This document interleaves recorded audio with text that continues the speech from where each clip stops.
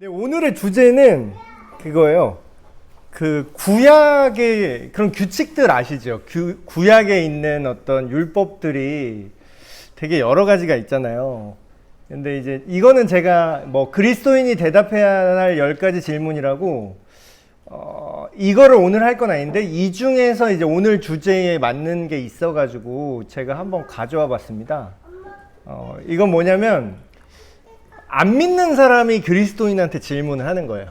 그러니까 무종교인이거나 타종교인들, 그냥 어떻게 보면 그냥 세속적인 일반인분들, 그분들이 니네 이건 좀 이상하지 않아? 라고 하는 질문들 10개를 뽑아서 제가 그거에 대한 어떤 대답을 하는 이런 이거는 프레젠테이션이었는데 오늘의 주제에서 이 중에 10가지 질문 중에 하나가 겹치는 게 있어서 제가 이걸 오늘 띄워드리면서 얘기를 하려고 합니다.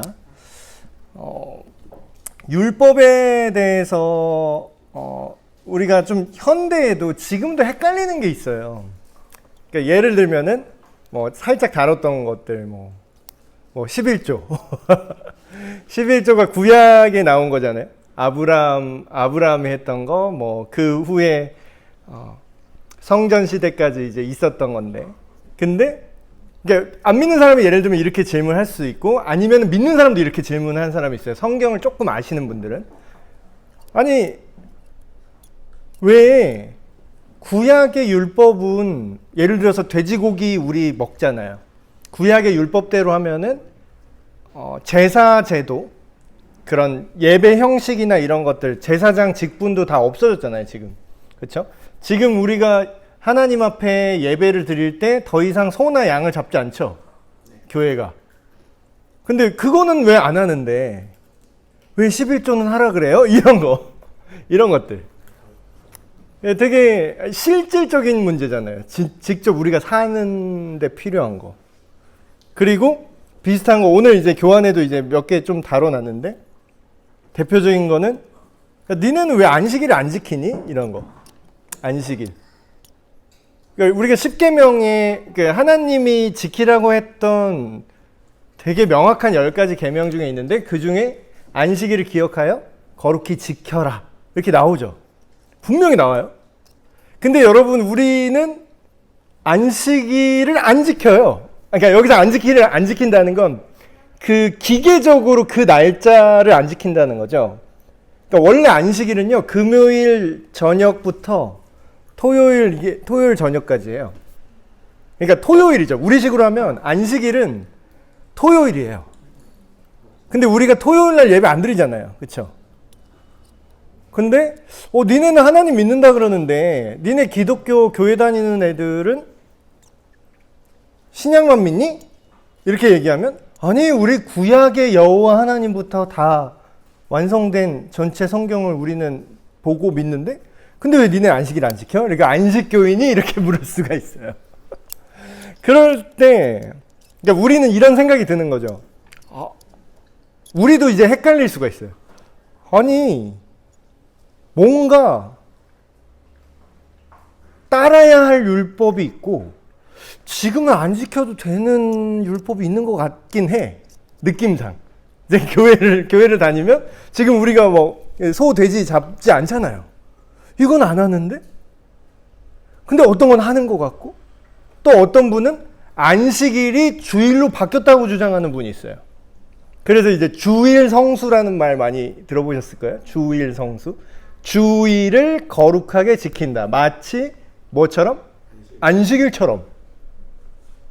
근데 그렇게 하라는 말이 성경에 없어요. 근데 성경에는 뭐만 나와요? 안식일을 기억하여 거룩히 지키라, 이 말만 나와요. 그럼 우리는 지금 제대로 하나님을 안 믿고 있는 건가?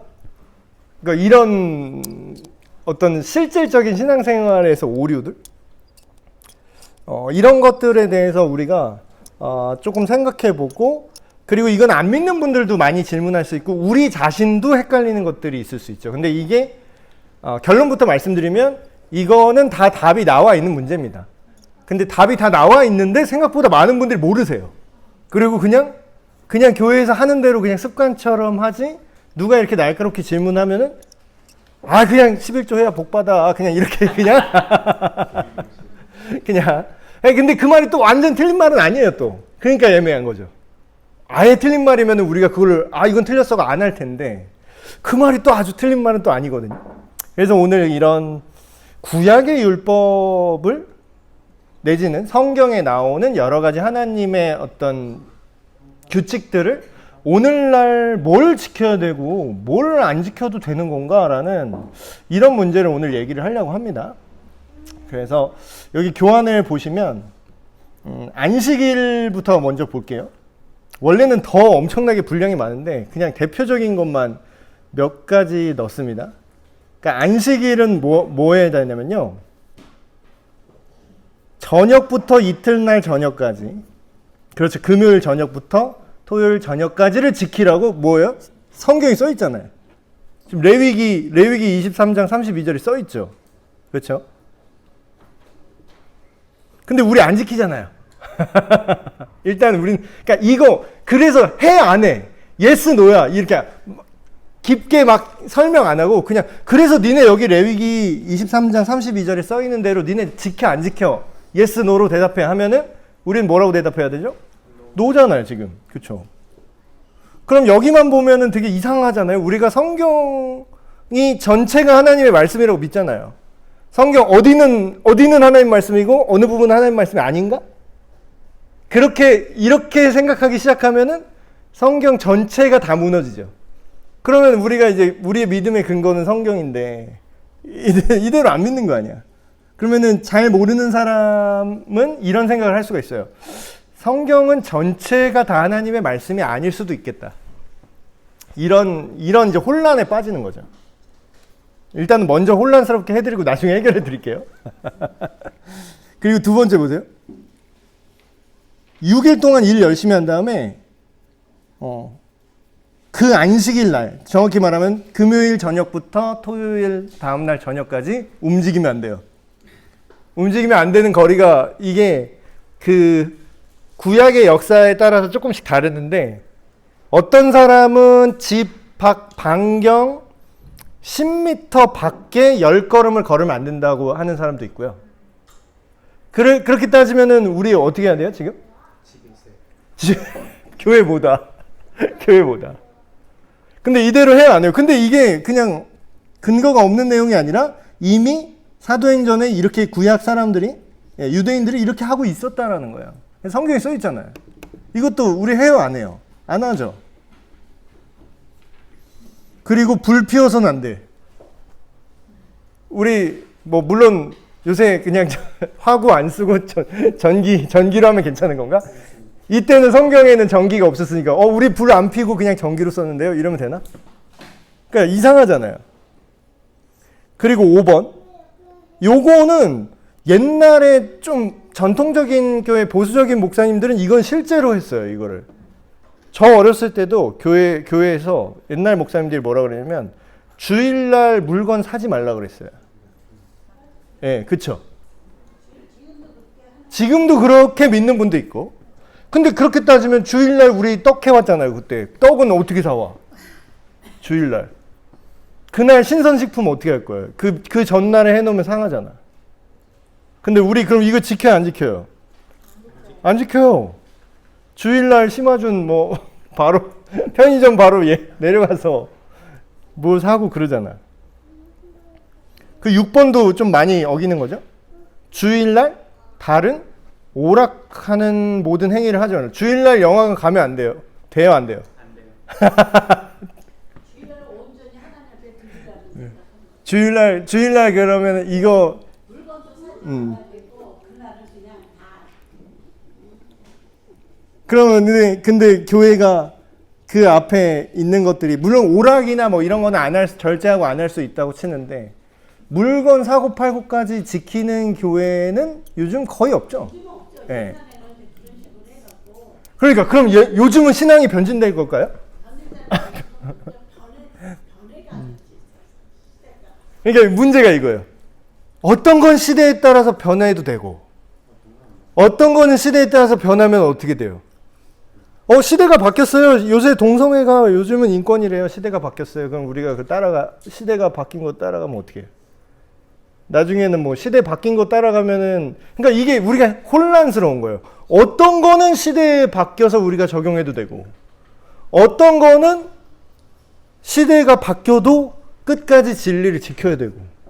그러니까 그거를 우리가 구약의 율법에 대해서 생각을 해보자라는 거죠. 그래서 뭐 되는 것도 이게 예외 규정이 있긴 있었네요, 여기. 안식일은 이렇고, 안식년, 이런 것들. 안식일 개념이 확대돼서 7년 주기로 7년째 되는 해에 쉬는 거죠. 근데 지금 농사하시는 분, 현대에 농사하는 분들 중에 7년째의 안식년 규례를 우리가 지키면은, 성경대로 만약에 지키려면 7년째에 그 땅에 농사 지으면 안 돼요. 7년째에 그 땅에 씨 뿌리면 안 돼요. 그거 안식년 어기는 거예요. 근데 요즘 크리스찬 예수님 믿는 농사하시는 분이 있을까요, 없을까요? 7년째에 쉴까 안 쉴까? 왜 안 쉬지? 왜? 이 성경을 몰라서 그렇구나. 성경을 잘 몰라서 안 지키는 거구나. 나는 7년 동안 했는데 그 쉬게끔 하는 거는 그 토지가 또 안 하면은 그 뭐랄까 더 좋게 토지를 더 좋게 만들어가고 그런 거. 그렇죠. 옛날에는 그랬죠. 근데 지금은 안 지키잖아요. 어쨌든.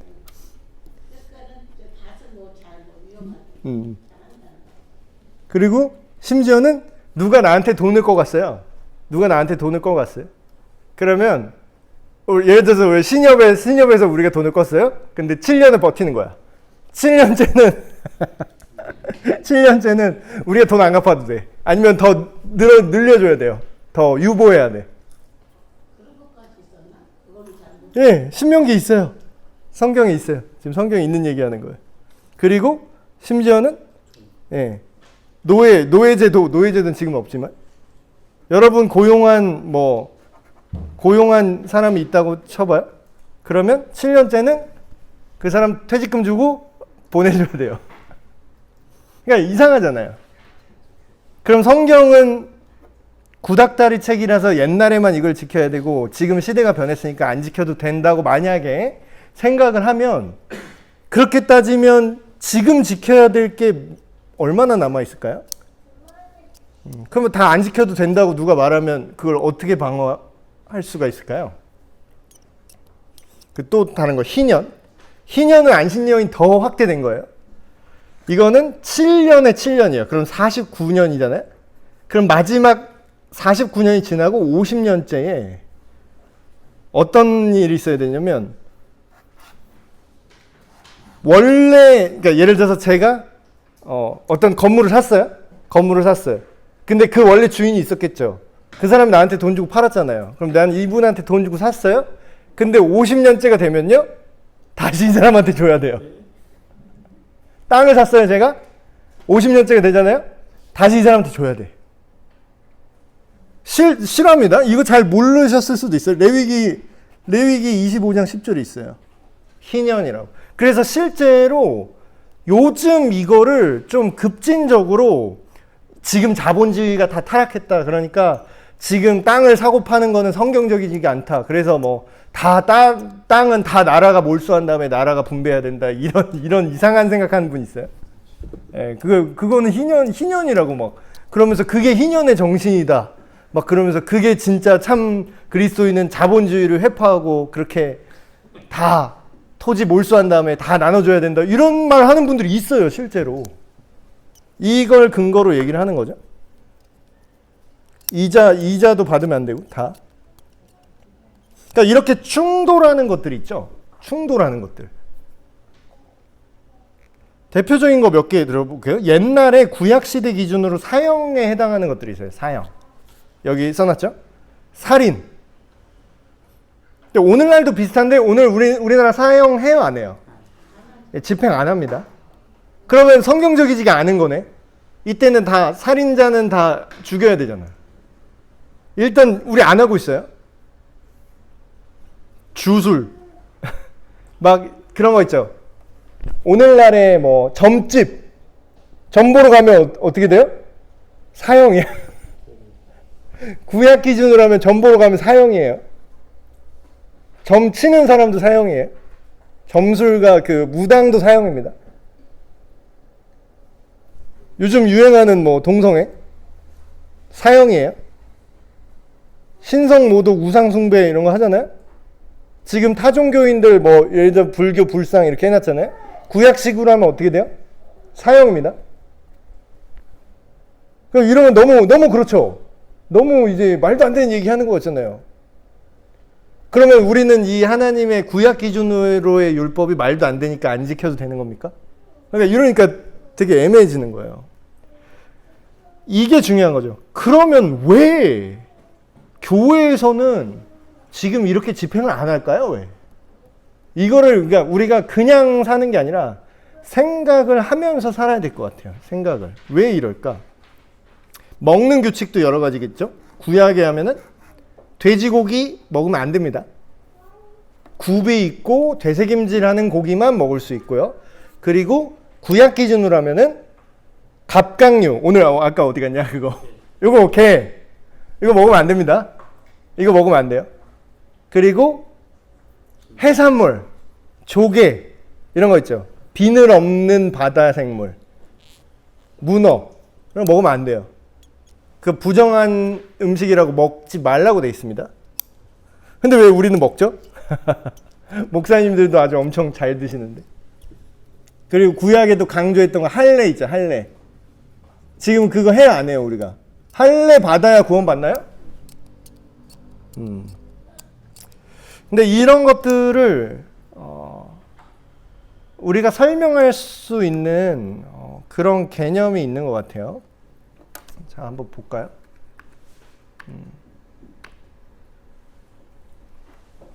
요거는 좀 다른 결인데 질문이 이거였어요. 왜 성경에서 신은, 그러니까 안 믿는 사람 입장으로 질문하는 거죠. 신은 왜 죄 없는 사람들의 죽음을 요구합니까? 이렇게 재수 없는 표정으로 이렇게 물어본다는 거예요. 왜 신은 왜 지 맘대로 사람 막 죽여요? 뭐 뻑하면 사형인동만 이렇게 얘기할 수 있잖아요. 사람들이 안 믿는 사람들은. 그렇죠?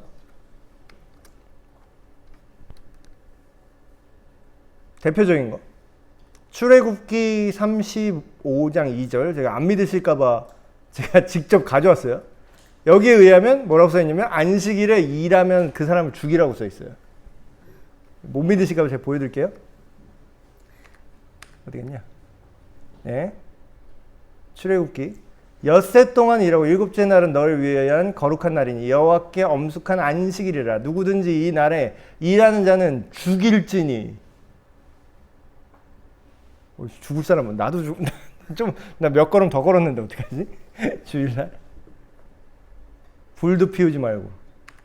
그렇죠? 그럼 안 믿는 사람이 이거 보고 이상하게 생각할 만하지 않아요, 여러분? 그리고 다른 거. 레위기 20장 13절. 동성애자는 죽여라. 이것도 누가 요것만 편집해서 누가 신목사가 이렇게 말한다고 하면 또 난리 나겠는데. 제가 이렇게 해야 된다는 뜻이 아니에요. 잘 끝까지 들으세요. 이렇게 구절이 나와 있다라는 거예요. 자, 보세요. 레위기 20장. 누구든지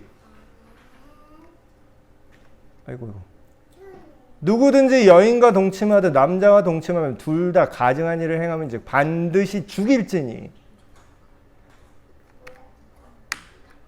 그럼 지금 뭐 그 홍석천 씨를 우리가 뭐 올바른 믿음 가진 사람은 가서 살해하러 가야 되는 거예요? 어떻게 해야 되는 거야? 이거는 잘 몰랐을 거예요. 신명기 21장 18절에서 21절. 반항하는 10대를 죽여라.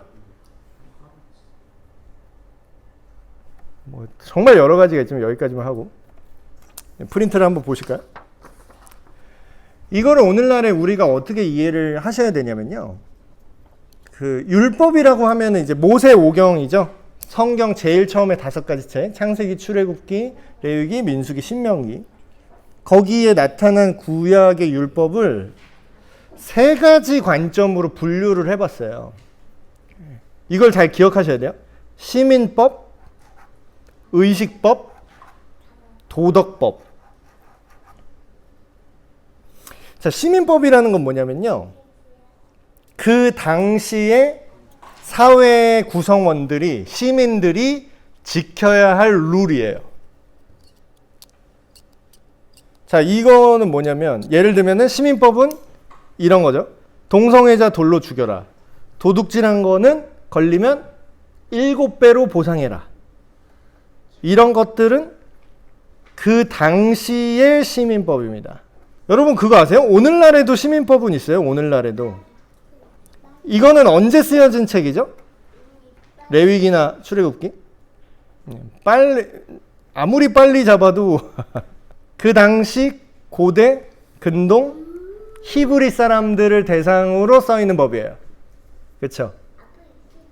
근데 우리가 성경을 읽을 때 성경을 너무 몰라서 오해를 한다는 거예요. 성경이 각 권이 언제 누구에게 1차적으로 쓰여진 거를 우리가 모르고 그냥 뭉뚱그려서 아, 영원한 하나님 말씀이니까 그냥 아무 세대나 아무렇게나 적용해도 맞아야 돼 이렇게 생각을 해요. 근데 누구한테 얘기한 거를 먼저 알긴 알아야겠죠. 그럼 이 레위기나 출애굽기가 처음에 딱 써졌을 때 누구 보러 들으라고 한 얘기일까요? 이집트에서 탈출했던 이스라엘 백성한테 1차적으로 들으라는 얘기죠. 그러면 그 시대 상황에 맞는 맥락에 맞는 법을 만들었을 거 아니에요. 예를 들면은 우리 교회도 마찬가지입니다. 에베네셀 교회가 이렇게 있잖아요. 우리 에베네셀 교회가 있는데 교회마다 세부 규칙이 다른 거 아세요? 교회마다. 물론 이제 교단마다 큰 교단 헌법이라는 게 있어요. 그거는 그 법의 표준이거든요. 근데 그거보다 더 상위에 있는 거는 각 교회가 내규를 만들 수가 있습니다. 그거는 우리 에베네셀 교회 실정에 맞게 직접 다듬은 법이에요. 그럼 그거는 누가 만들어야 되는 거죠? 누구를 대상으로? 예, 2023년 지금의 에베네셀 교회 성도들의 모임이잖아요. 우리를 대상으로 법이 만들어져야 되는 거예요. 그래서 시민법이라는 거는 그 당시의 사회랑 시간이랑 때에서 생각하면 안 되는 겁니다. 시민법이라는 관점은요. 그리고 두 번째 의식법이라는 게 있어요. 이건 뭐냐면 말 그대로 하나님을 예배하는 방식이에요. 하나님을 예배하는 방식. 우리는 예배라 그러죠. 이 시대는 뭐라 그랬죠? 제사라고 했죠. 그러니까 이 시대는 신에게 예배를 드리는 행위를 제사로 표현됐고요. 제사라는 양식으로 표현했고, 오늘날은 그 양식이 변화됐지만 하나님께 예배를 드린다라는 본질은 바뀌었나요? 네, 똑같아요. 그러니까 우리가 기독교인인데 구약 성경을 우리가 자세히 보고 다 끝까지 믿는 이유는 뭐냐면 구약의 예배의 형식을 우리가 똑같이 하진 않잖아요. 소 잡지 않잖아요. 근데 그 하나님께 예배드린다는 그 핵심 가치는 지금 우리가 똑같이 하고 있죠. 그래서 이 당시로 말하면 성전 제사, 그런 어떤 정결법, 밥 먹기 전에 손 씻고 뭐 제사를 드리기 전에 뭘 하고 뭐 세마포를 입고 뭐 이런 것들. 그리고 마지막 도덕법이라는 측면이 있습니다. 이건 뭐냐면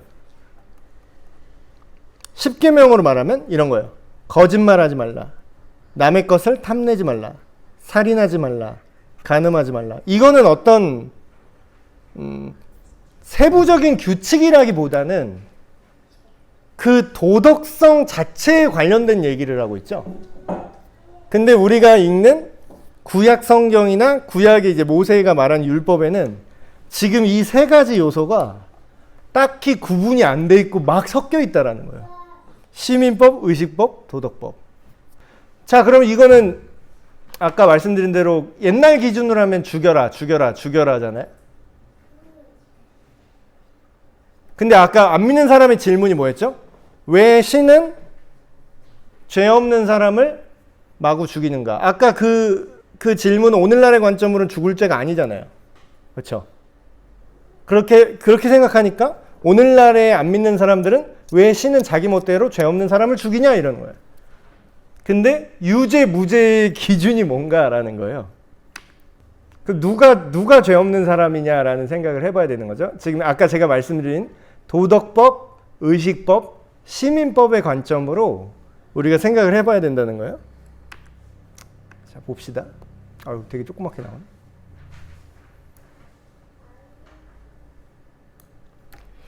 이 세 가지 측면을 나눴을 때, 뒤에 한 장 넘겨서 볼까요? 뒷장에 예수님의 말씀을 우리가 들어야 돼요. 예수님의 말씀. 예수님이 유대인의 율법을 지켰을 것 같아요? 안 지켰을 것 같으세요? 그 전에 먼저 퀴즈. 예수님은 대한민국 사람이다, 아니면 예수님은 유대인이다? 예수님은 국적이 어디죠? 예수님의 태생이? 당연히 유대인이죠. 그럼 예수님이 유대인이면은 모세의 율법을 지켰을까요? 안 지켰을까요? 기본적으로 예수님은 구약의 모든 율법을 다 지키셨습니다. 구약의 모든 예식을 다 지키셨다는 거예요. 근데 예수님이 어떻게 그걸 받아들였나를 성경에서 보자라는 거죠. 근데 예수님이 율법을 막 안 지키는 장면이 막 종종 나오잖아요. 예를 들면 안식일에 병든 사람 고치면 돼요, 안 돼요? 원래대로 하면, 율법대로 하면. 안 되는데 고쳤네? 그럼 율법을 어겼다고 사람들이 예수님 막 손가락질하죠. 율법을 어겼어요. 어쩜 이럴 수가 있나? 네가 그러고도 선지자냐? 뭐 이런 얘기 욕 엄청 들었을 거잖아요. 근데 그런 맥락에서 예수님이 이런 얘기를 하신 겁니다. 제가 읽어드릴게요. 내가 율법이나 선지자, 여기서 말하는 율법이나 선지자는 뭐냐면요, 율법이라고 하는 거는 모세 오경을 말하는 겁니다. 실제 책이요. 창세기, 출애굽기, 레위기, 민수기, 신명기, 이 5권을 말하는 겁니다. 여기서 말하는 율법은.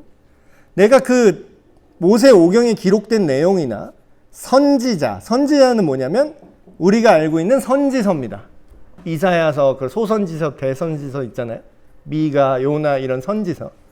그러니까 여기서 말하는 예수님이 내가 율법이나 선지자 이렇게 얘기한 건요, 우리식으로 번역해드리면 이런 말을 한 겁니다. 내가 구약 성경을 다 안 지키는 줄 아니? 이렇게 얘기하는 거예요. 내가 구약 성경을 다 지키지 않는 줄로 네가 생각을 하는데 내가 그거를 없애버리려고 온 게 아니라 어떻게 하려고 한다? 완전하게 하려고 한다.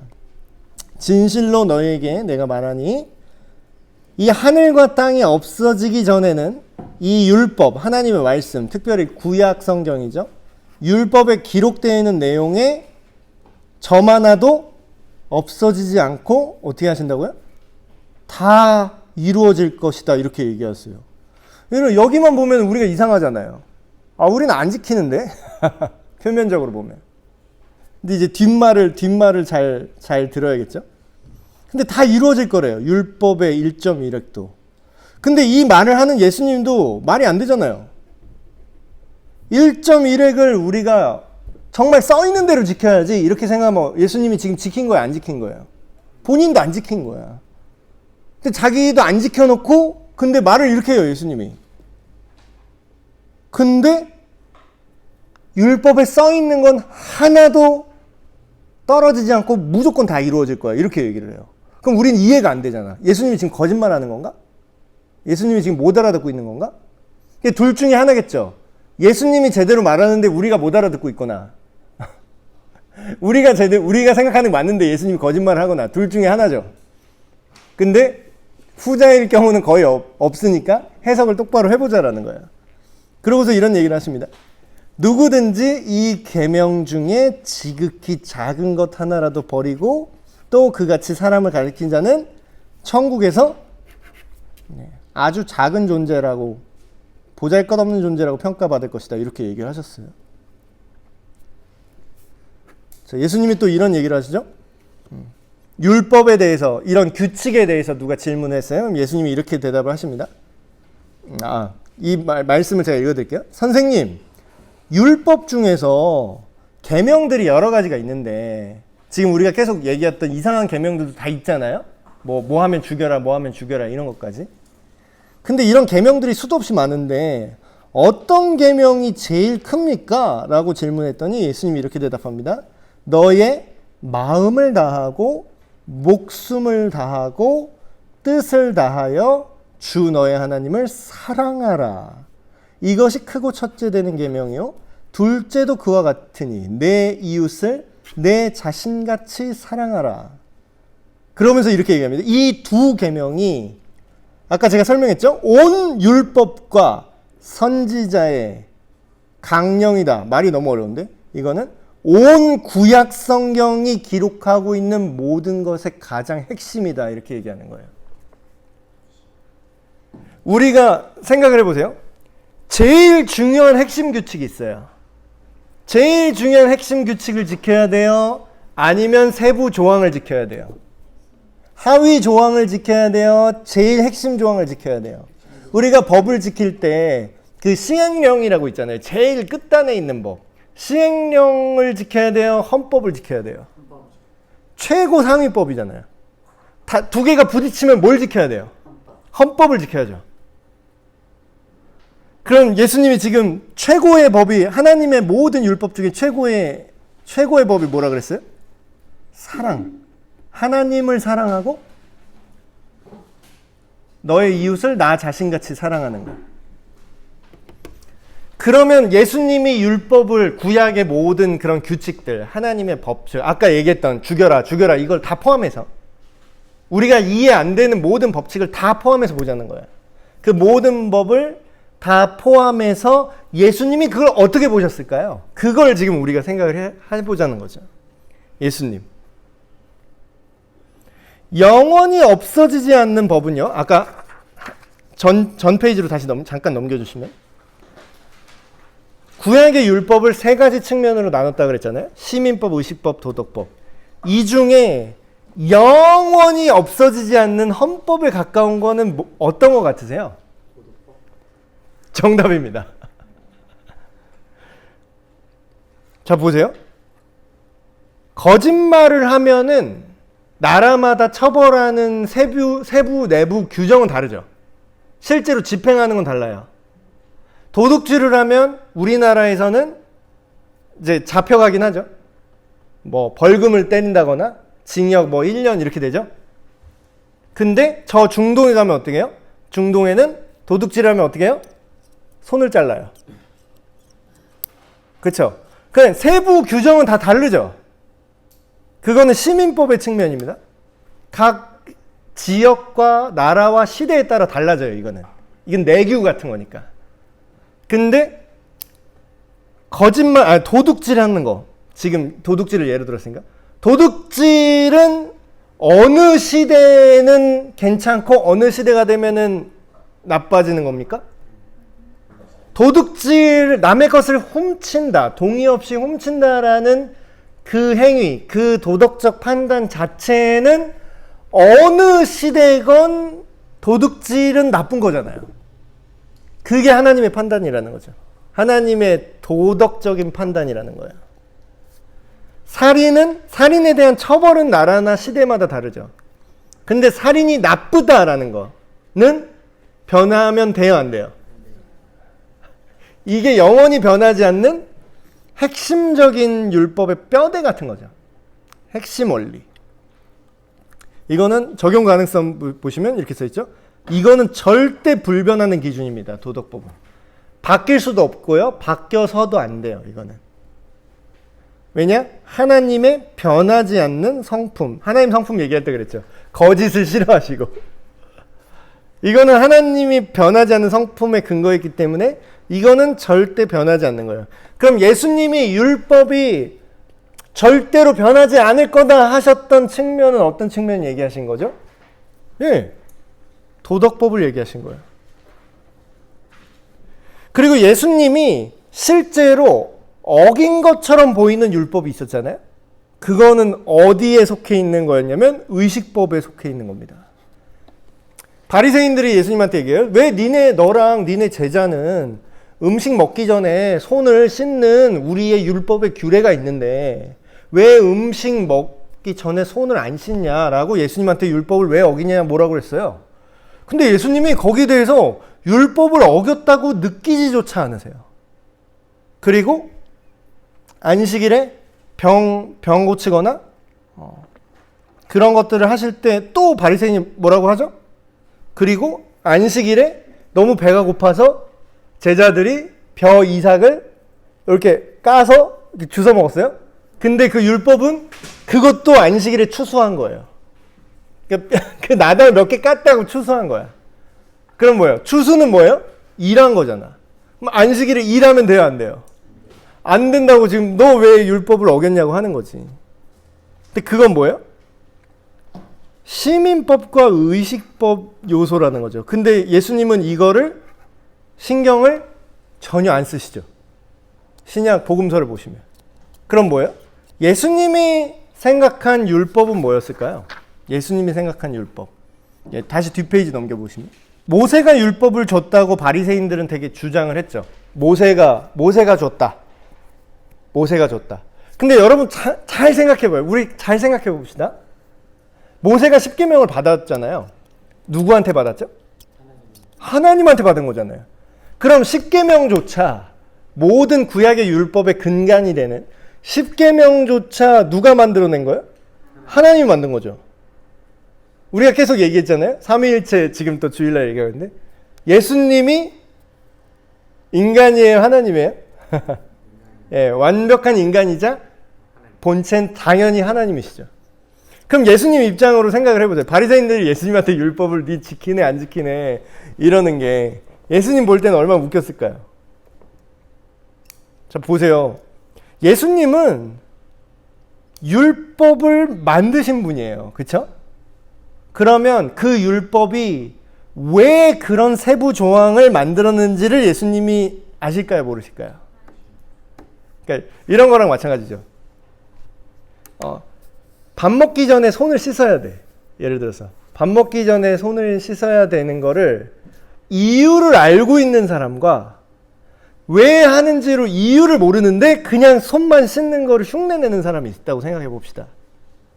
첫 번째 사람은 여기서 내 손에 세균이 묻어 있으니까 물로 씻겨서 내 몸을 안전하게 만들기 위해서 손을 씻는 거고요. 다른 사람은 그냥 손에 물기만 묻히면 된다고 생각하는 사람이 있어요. 근데 바리새인들은 이 후자같이 행동을 한 거예요. 그걸 왜 해야 되는지는 모르는데 그냥 하는 거예요. 그러면 어때요? 점점 본질에서 벗어나겠죠. 그 사람들은. 결국 껍데기만 지키고 있는 거예요. 그러니까 예수님이 그거를 이제 지적을 했잖아요. 야, 안식일에 일하지 않는 게 그 자체가 일하지 않는 게 목적이냐? 다시금 이렇게 질문해 보는 거죠. 아니 그럼 안식일에 왜 일하지 말라고 그랬을까? 그거를 생각을 해야 된다는 거지. 안식일에 왜? 일 안 하는 게 하나님이 우리한테 일 안 시키는 게 목적이었을까요? 이거는 제가 하나 적용해 드릴게요. 안식일의 본질은 예수님이 뭐라고 하냐면 하나님과의 관계가 회복되어서 하나님 안에서 쉬는 겁니다. 하나님으로 만족하고 하나님 안에서 평안을 누리는 거예요. 이게 원형이에요. 이게 근본 원리입니다. 그러기 위해서 사람들이 나 너무 바빠. 나 일하느라고 너무 바빠. 그러느라고 이 시간을 안 만들잖아요, 사람들이. 그래서 하나님이 하루를 쉬라 그런 거예요. 일하지 않는 게 목적이 아니에요. 일만 안 한다고 능상 아니에요. 일을 하느라 하나님을 만날 시간을 못 내는 사람들을 위해서 하나님이 일하지 말라 그런 거예요. 그럼 그 안식일이 특정 어느 한 날인 게 중요한 겁니까? 그게 토요일인 게 중요합니까? 일요일인 게 중요합니까? 아니면 그 안식일의 본질을 지키는 게 중요합니까? 네. 예수님이 실제로 복음서에 보면 그렇게 행동하셨어요.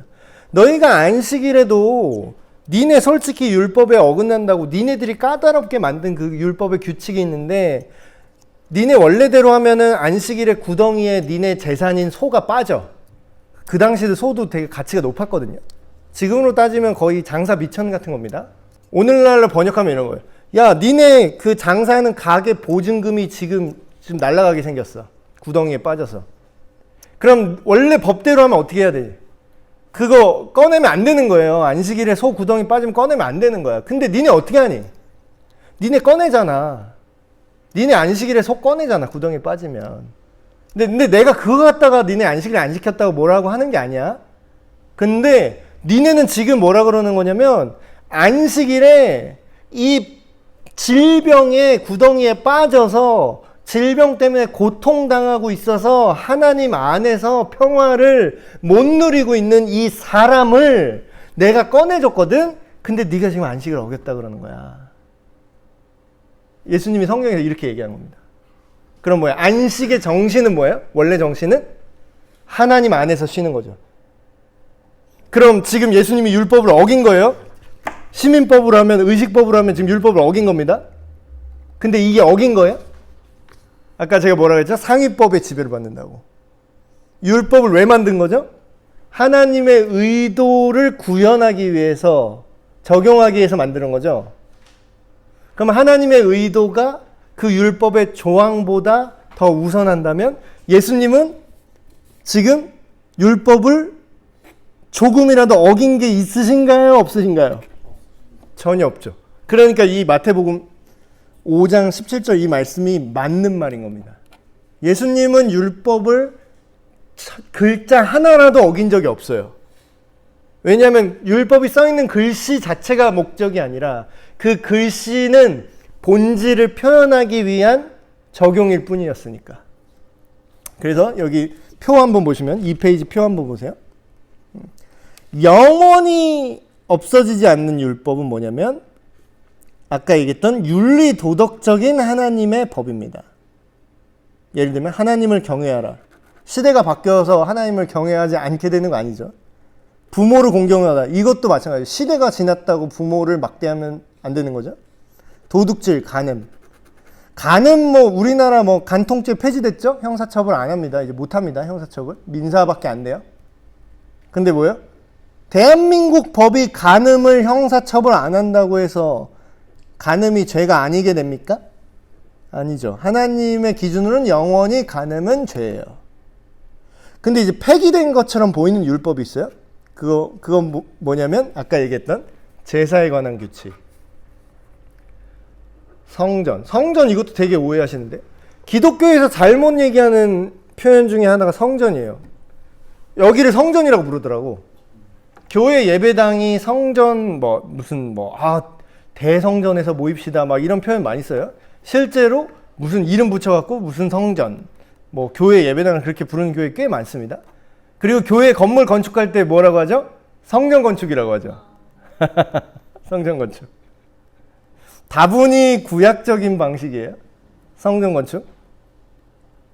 아니 근데 제가 우기는 게 아니라 예수님 얘기를 따라야죠. 예수님 뭐라 그러죠? 성전을 허물고 성전은 폐하고 내가 사람은 손으로 짓지 않은 성전을 세울 거다 그러죠. 예수님이. 그게 마지막이에요. 성전이라고 언급한 성경의 마지막. 그러니까 최신 업데이트를 우리가 봐야죠. 왜 자꾸 옛날 얘기를 하는 거야? 그러니까 우리가 예수님 믿는 거 아니에요? 근데 왜 예수님 말대로 안 하고 왜 자꾸 구약을 또 가져오죠? 왜 자꾸 성전이라 그러는 거야, 여기를. 여긴 성전이 아니에요. 그럼 예수님 식으로 하면 뭐죠? 성전은 뭐예요? 예수님을 믿어 성령님이 직접 우리 안에 찾아오신 믿는 사람의 몸과 삶 자체가 성전입니다. 그러니까 그 용어를 좀 정리를 해야 돼요. 기독교에서 자꾸 건물을 성전이라고 부르는 건 좀 고쳐야 됩니다. 그렇게 하시면 안 돼요. 성경적으로 맞지 않은 표현입니다. 구약의 성전은요, 여기에서만, 성전에서만 예배를 드려야 됩니다. 근데 우리가 여기 기독교 예배당을 성전이라고 부르면 어떻게 되는 줄 아세요? 여기 아닌 다른 곳에서 예배는 하나님이 안 받는 게 되는 거예요. 저기 막 여의도 순복음교회 뭐 무슨 여의도 성전 이러잖아요. 그 단어를 쓰는 순간 그 밖에서 하는 예배는 안 받는 게 되는 거라고. 근데 신약시대 이후로 어느 특정 장소에만 예배한다고 그랬어요? 아니죠. 그러니까 그거는 구약 시대에만 적용됐던 의식법과 시민법적인 측면이라는 거죠. 그리고 시민사회법이라는 게 있습니다. 이거는 일부는 폐기됐어요. 예를 들면 우리가 동성애 성향을 갖고 있다고 우리가 바로 죽이지 않는 것처럼 어떤 것은 시대 상황에 맞게 적용이 되는 부분이 있습니다. 예를 들면 성경에 고린도후서 고린도 교회에게 보낸 그 편지에 바울이 이런 얘기를 합니다. 여자들은 예배할 때 머리에 두건을 써라 이렇게 바울이 얘기해요. 머리 두건 쓰세요? 예배할 때? 우리 성경대로 예배 안 하네. 그래서 천주교는 아직도 두건 씁니다. 근데 그거는 세대 영원한 하나님의 법이 아니죠. 그 시대의 문화와 맥락에 맞는 문제였어요. 그때 왜 바울이 두건 쓰라고 했는지 아세요? 여자들? 그때 고린도 지역이 그 공창이라는 제도가 있었어요. 그 종교적 행위를 하는데 그게 그 자기네들 신들을 성적으로 흥분시켜야 예배를 받는다고 그 이방 종교의 의식이 그런 성관계, 무분별한 성관계하는 그런 문화가 있었어요. 그 당시에 고린도 지역에. 그래서 이거는 실제로 역사 기록에도 남습니다. 야, 너 고린도 사람 같다 그러면 성적으로 문란한 사람을 고린도 사람 같다 그랬거든요. 근데 고린도 지역에 있는 교회죠. 그럼 거기 교회 다니는 여성분들 중에 그 문화에 있다가 거기서 회심해서 빠져나온 분이 있었을 거잖아요. 그쵸? 근데 그 중에서 그 공식 창녀, 그 종교 창녀라 그래요?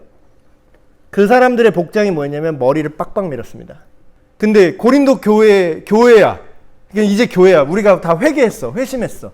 그러면 이전에 막 그런 안 좋은 일 하던 사람들도 회심하고 교회에 들어와서 예수님 믿어야 될 거 아니에요.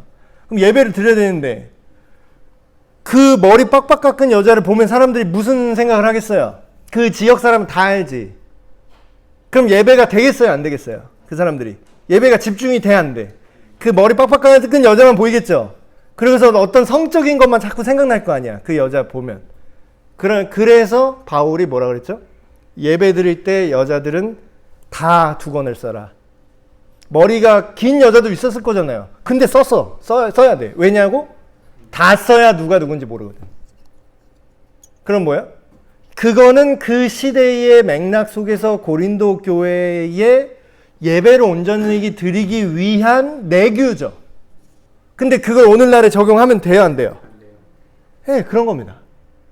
그렇다고 해서 그럼 고린도 전서 후서 말씀을 우리가 그거는 영원한 말씀이 아니네? 변질됐네? 그때만 하라고 오늘은 할 필요 없으니까 그건 하나님 말씀이 아니네 이래야 돼요, 우리가? 아니죠. 그 시대에 하나님이 말씀하셨던 본질과 시대 상황 속에서 우리가 그걸 읽을 수 있죠, 충분히. 그래서 변형된 것들 이렇게 있고 강화된 것들이 있어요. 예를 들면 절기. 오순절 우리가 지켜요, 안 지켜요? 오늘날에. 우리가 유대인처럼 안 지켜요. 근데 그 대신에 뭘로 바뀌었죠? 예, 사순절이랑 성령감림절. 그리고 구약의 할례는 구원의 표지였습니다. 할례를 받아야 구원 받아요. 구약 기준으로 하면. 근데 오늘날 우리가 구원의 조건에 할례가 들어갑니까? 안 들어갑니까? 그 대신에 구원의 조건은 아니지만 구원받은 사람이, 예수님을 믿는 사람이 받는 필수적인 예식, 마치 할례처럼 필수적인 받는 예식이 뭘로 바뀌었죠? 세례. 그리고 유월절은 뭘로 바뀌었죠? 성만찬. 우리 얼마 전에 했죠? 성찬식으로 바뀌었어요. 그러니까 형태는 바뀌었는데 그 본질은 어떻게 돼요? 이어지죠. 그리고 음식에 관한 규칙. 그때나 지금이나, 근데 이걸 제가 좀 설명을 드릴게요. 아까 얘기를 했잖아요. 레위기에 음식 관련 조항들이 되게 많이 나와요. 근데 제가 성경을 읽을 때 시대 맥락을 고려해야 된다고 제가 말씀을 드렸잖아요. 자, 생각을 해봅시다. 그 말씀이 처음 주어졌을 때 레위기, 출애굽기 이 시대에 냉장고가 있었을까요? 그때 세균이랑 감염이라는 개념이 있었을까요?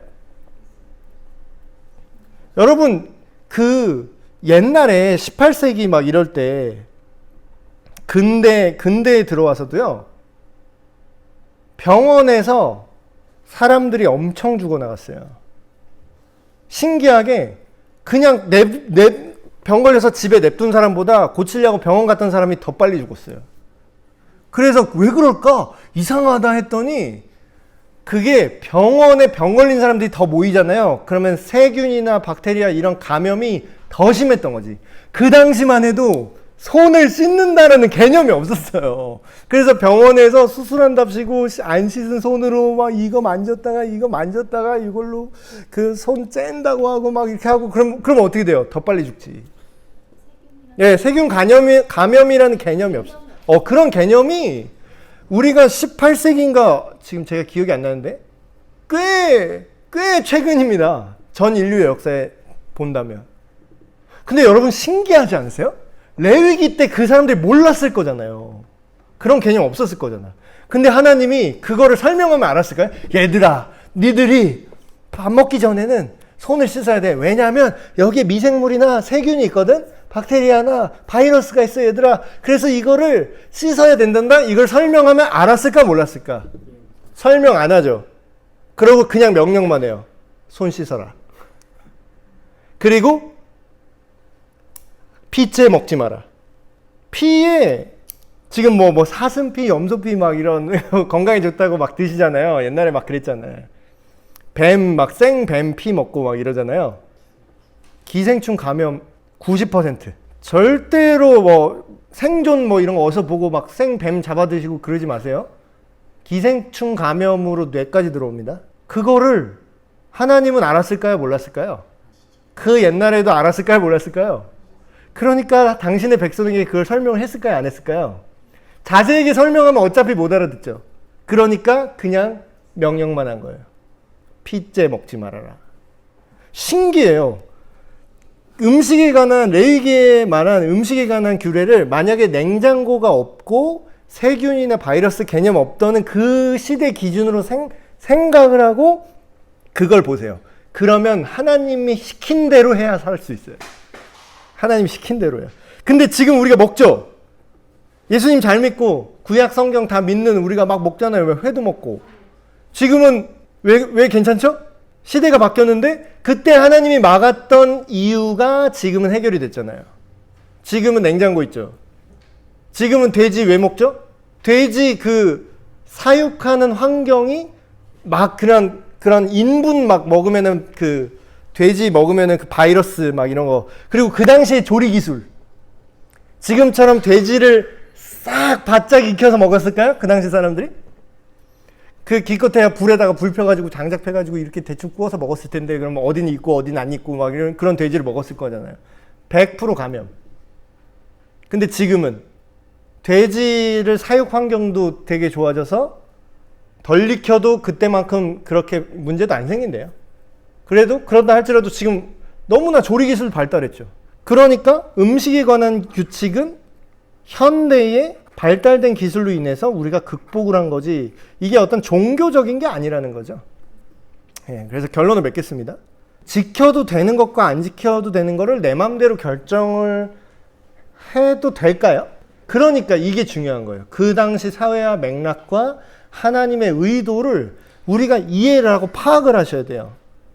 결국 우리가 하나님의 말씀을 따른다는 게 도대체 뭘까요? 하나님의 말씀을 따른다. 하나님께 순종합니다. 그 당시 바리새인들도 예수님 시대의 바리새인들도 어때요? 하나님께 순종한다고 그렇게 난리를 쳤을 거잖아요. 근데 하나님의 말씀을 따른다고 열심히 따르는데 결과적으로 예수님이 볼 때 어때요? 따른 게 아니었죠. 그 오늘날에 하나님의 말씀을 따른다는 건요. 결론을 보시면 이럽니다. 율법과 규칙을 만드신 그분의 본래의 의도를 따라야 되는 거예요. 본래 의도. 그리고 그거를 다시 말하면 이런 표현이 되겠죠. 하나님의 심정을 우리가 알아야 되고 하나님의 마음을 알고 그에 맞게 행동을 해야 되는 겁니다. 그래서 오늘 구약의 율법 지금도 따라야 하는가 이런 것들을 이제 짧게 제가 말씀드렸는데 이런 것들이 안 믿는 분들이 와갖고 막 되게 혼란스러워하거나 이렇게 공격하는 분들이 있어요. 근데 이제 이런 것들에 대해서 제가 설명드린 대로 이 세 가지 축으로 이 율법을 보시면요. 이 율법이 만들어지게 된 그 본래 의도 있죠. 그거는 지금까지 하나도 바뀐 게 없습니다. 근데 아까 말씀드렸던 그 당시 시대 상황과 맥락이 바뀐 거는 마치 바뀐 것처럼 보이는 거죠. 그래서 오늘 첫 번째 주제, 구약의 율법을 지금도 지켜야 하는가 말아야 하는가. 그래서 여러분한테 어떻게 도움이 되셨는지 모르겠는데 요거를 잘 가이드를 하셔서 성경을 읽으실 때도요, 이렇게 혼란스럽지 않게 이 전체 구약과 신약과 예수님의 말씀과 그리고 오늘 우리가 살아가는 기준, 이걸 잘 조화를 시키시면 좋을 것 같습니다. 네, 기도하고 마치겠습니다. 하나님 아버지 감사합니다. 처음 율법을 모세에게 주셨던 하나님을 지금 2023년에도 우리의 동일한 하나님이 되심을 고백합니다. 그때는 우리의 상황과 맥락에 따라서 하나님께서 불분명하게 그저 명령으로 주셨던 그런 것들조차 오늘날에 예수님을 통하여서 다시 밝히 보게 하심을 감사를 드립니다. 우리가 성경을 읽을 때 아무렇게나 무분별하게 읽는 것이 아니라 구약의 하나님이 어떻게 오늘날에 이 모든 율법을 완성하셨는지를 다시 한번 깨달아 알게 하시고 오늘 살아가는 우리의 삶 속에서 무엇을 지켜야만 하고 무엇을 유연하게 바꿔야 될 것인지 분별할 수 있는 지혜를 우리에게 내려 주시옵소서. 모든 말씀 우리 주 예수 그리스도의 이름으로 기도합니다. 아멘. 네, 마쳤습니다.